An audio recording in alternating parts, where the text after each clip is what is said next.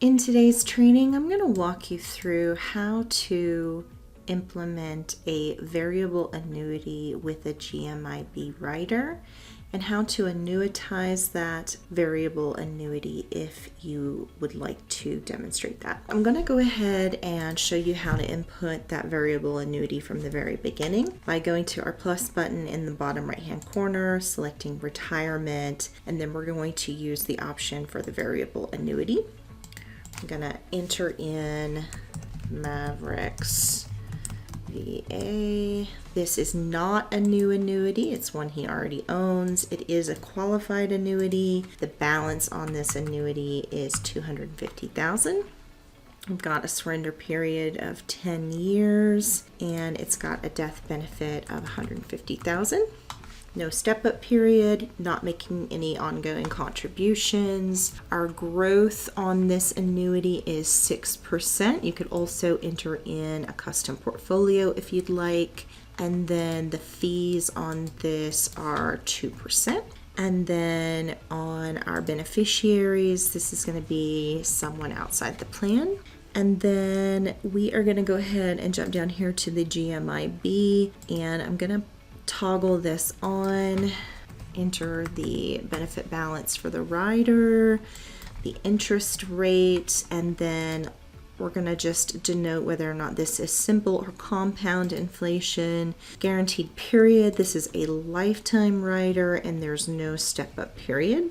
And then on the annuitization, let's just say I'm going to toggle this on and we're going to annuitize this at age 70.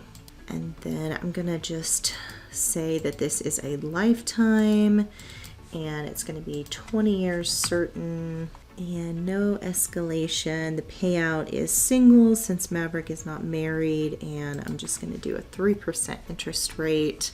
And under planned withdrawals, I want to trigger the GMIB withdrawals. So I'm going to use this option here. I'm going to add withdrawals, and I want to do those withdrawals to coincide with when we annuitize it. So under type, I want to use the annual GMIB withdrawal.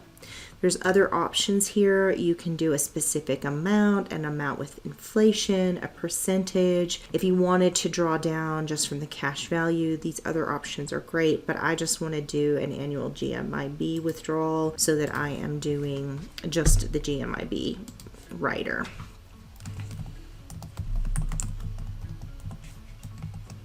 And I want to make this a recurring amount, and I want to go to update timing, and I want these to coincide with when we annuitize this, and I want these to go until the end of the plan.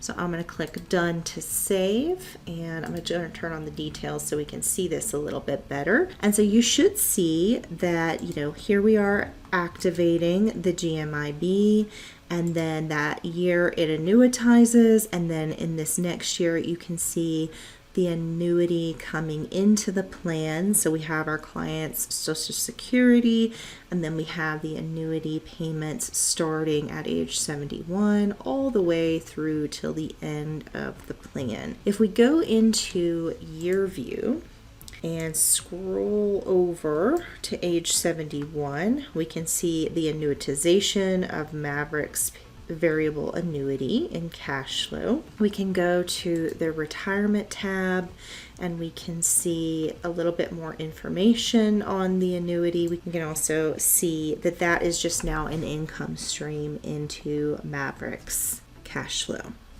now that we've annuitized it. If we go back a couple years before it's been annuitized, we can click on it and see a little bit more information. But once it's been annuitized, it is now just an income stream into the plan.